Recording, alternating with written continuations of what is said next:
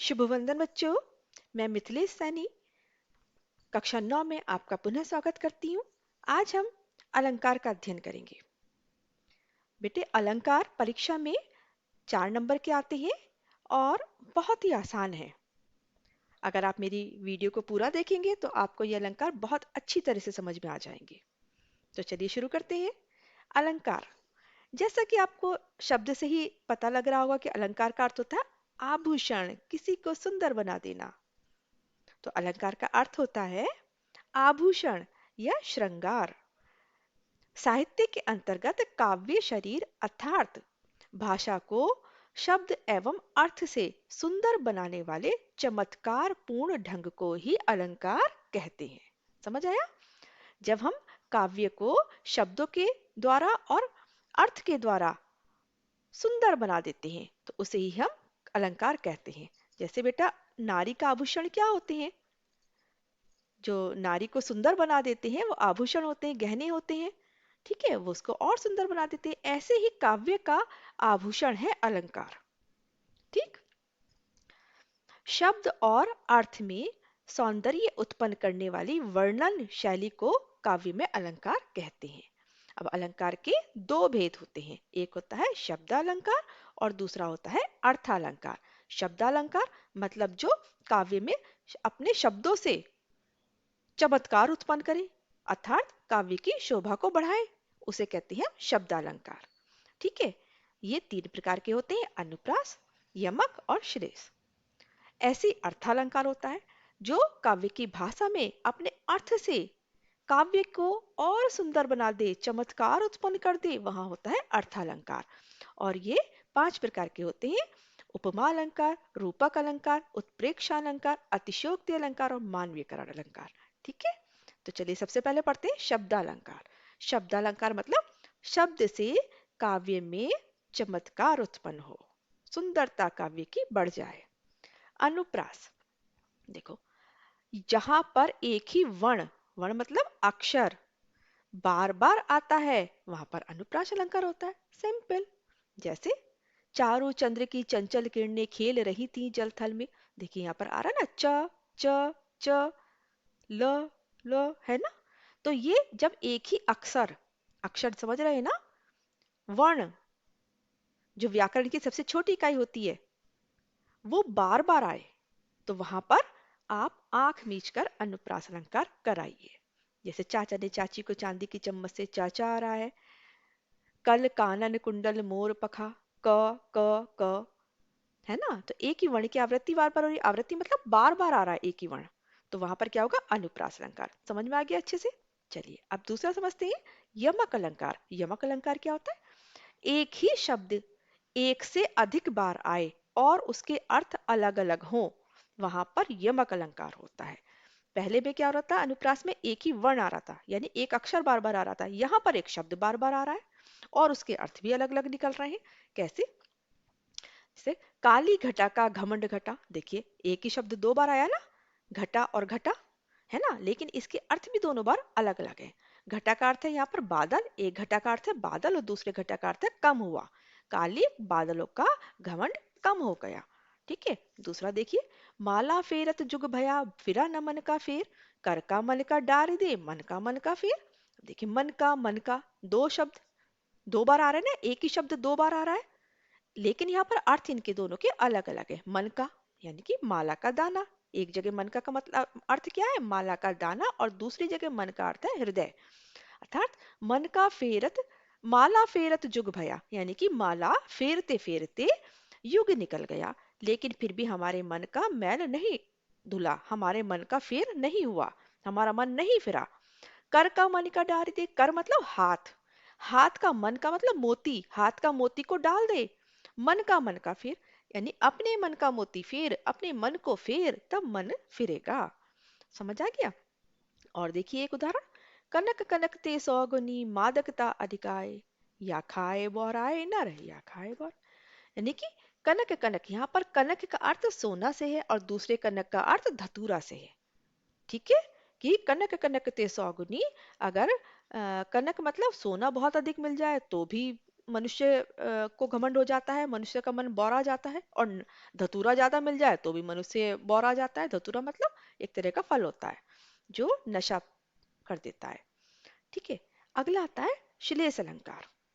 पहला हो गया अनुप्रास, दूसरा हो गया यमक, अब तीसरा है श्लेष अलंकार। श्लेष अलंकार क्या होता है?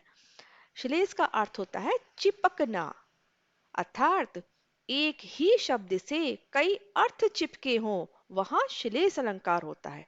देखिए, शब्द एक हो लेकिन उसके अर्थ बहुत सारे निकलते हो। एक एक से अधिक बार आ सकते हैं वो शब्द, लेकिन उसके अर्थ हर बार अलग अलग निकल रहे हो, उसके अर्थ एक ही शब्द के बहुत सारे निकले हो, तो वहां पर क्या होता है? श्लेष अलंकार होता है। जैसे मगन को देख पट देत बार बार। मगन मतलब मांगने वाले को देख करके, पट मतलब दरवाजे, बार बार बंद कर देते हैं। तो एक बार तो इसका ये अर्थ निकल रहा है। और दूसरी बार मंगल को देख पट, पट का मतलब होता है वस्त्र से भी, कि मांगने वाले को देख करके उनको बार बार वस्त्र दे देते हैं।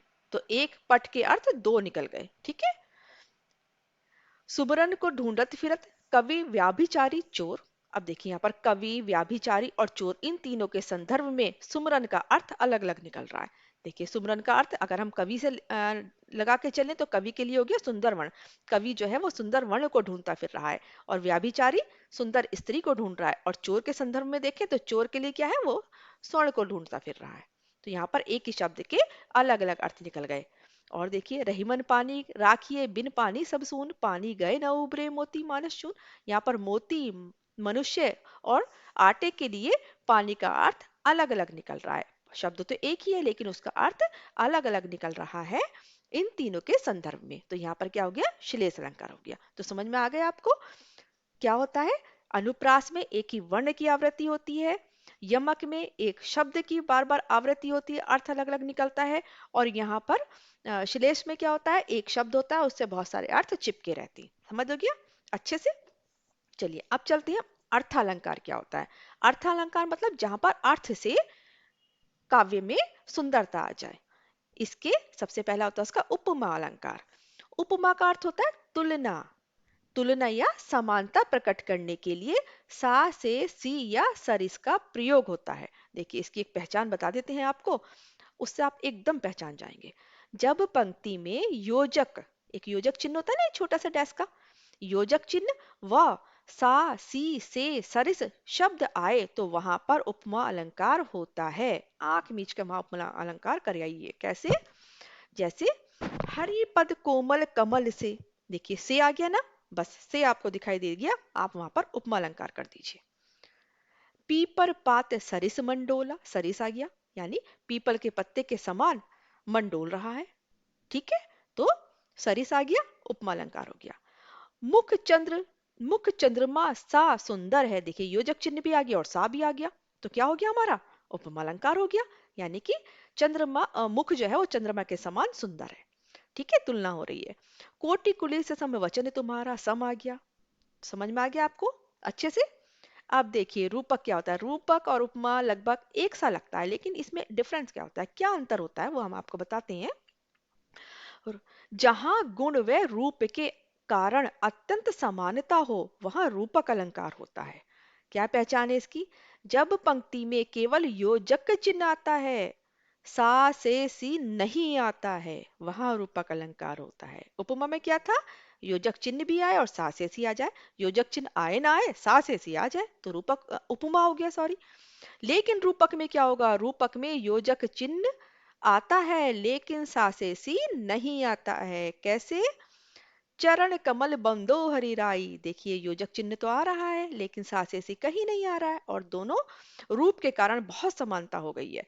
चरण कमल बंदो हरिराई, हरि के जो चरण है वो कैसे हैं? कमल के समान है। पायो जी मैंने राम रतन धन पायो, मैया मैं तो चंद्र खिलौना ले हूँ। चंद्रमा के समान खिलौना चाहिए, मतलब चांद चंदा के जैसा खिलौना चाहिए। तो यहाँ पर क्या है? खिलौने में और चंदा में एकदम समानता आ गई है, इनके रूप के कारण समानता आ गई है। तो यहाँ पर क्या हो गया है? रूपक अलंकार हो गया है। तो आप ये छोटी सी पहचान याद रखिए कि उपमा में क्या होगा? योजक चिन्ह भी होगा और सासेसी भी होगा। रूपक में योजक चिन्ह तो होगा लेकिन सा से सी नहीं होगा। नहीं होगा तो रूपक और होगा तो उपमा। नहीं भूलेंगे ना? ठीक। अब देखिए अगला आता है उत्प्रेक्षा अलंकार। ये भी बहुत आसान है।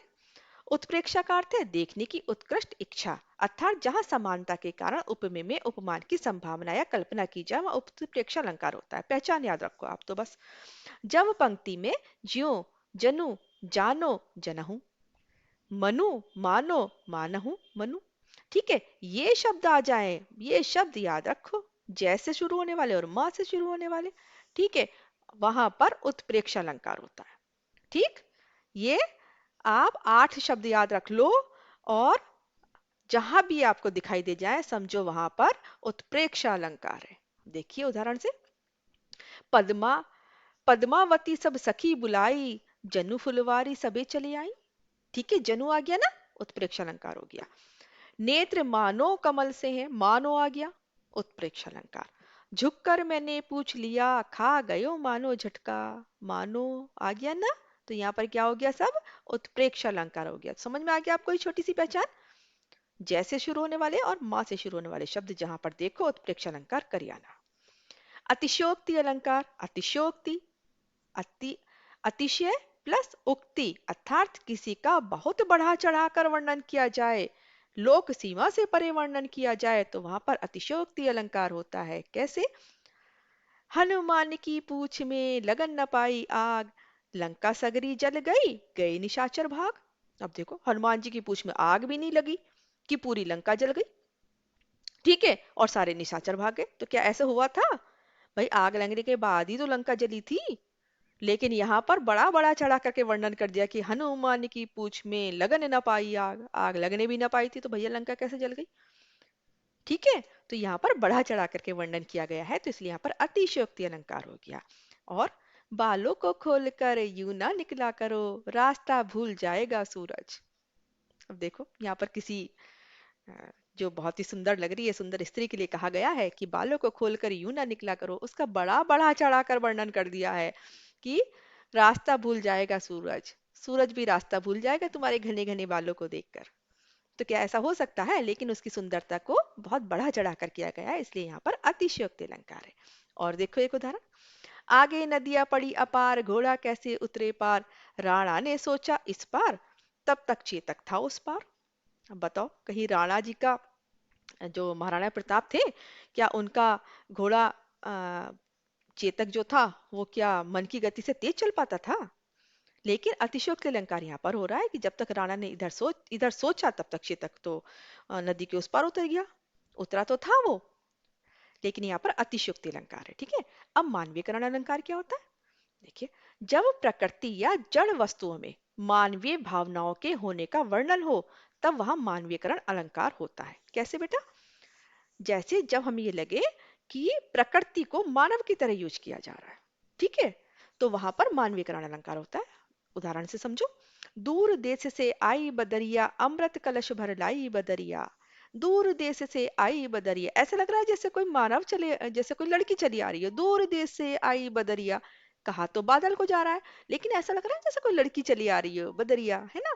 अमृत कलश भर लाई बदरिया, अमृत का कलश भर के ला रही है कोई लड़की, कोई स्त्री अमृत का कलश भर के ला रही है, लेकिन ये क्या है, हम तो बादल के बारे में कह रहे हैं। तो जब प्रकृति मनुष्य की तरह लगने लगे, उस पर, प्रकृति पर, जड़ पर मनुष्य का आरोपण कर दिया जाए तो वहां पर क्या होता है, मानवीयकरण अलंकार होता है। और देखो, मेघ आए बड़े बन ठन के सवर के, मेघ किसे कहा गया, बादलों को, बादल बड़े आ रहे हैं, बन के ठन के बन ठन के चले आ रहे हैं। कैसे? जैसे दूल्हा बन ठन के चला आता है, दामाद बन ठन के चला आता है। तो मेघों की तुलना किससे की जा रही है, दामाद से की जा रही है। तो यहाँ पर क्या हो गया, मानवीकरण अलंकार हो गया। आगे आगे नाचती गाती बयार चली, बयार मतलब हवा, है ना। तो आगे आगे नाचती गाती बयार चली, आगे आगे, दूल्हे के आगे आगे नाचती गाती बयार चली जा रही है, हवा चली जा रही है। तो हवा क्या, हवा तो प्रकृति है, लेकिन लग ऐसा रहा है जैसे कोई नाचता गाता कोई स्त्री चली जा रही है, कोई लड़की चली जा रही है। ठीक है, समझ आ गया आपको? तो आपको अच्छे से समझ में आ गए होंगे अलंकार। नहीं अगर समझ में आए तो फिर दोबारा कमेंट्स में आप मेरे को कमेंट करके पूछ सकते हैं। और अगर आपको मेरा वीडियो अच्छा लगे, अलंकार समझ में आ गए हो, तो लाइक करिए, शेयर करिए, सब्सक्राइब कीजिए। नमस्कार, खुश रहिए, अच्छे से पढ़िए।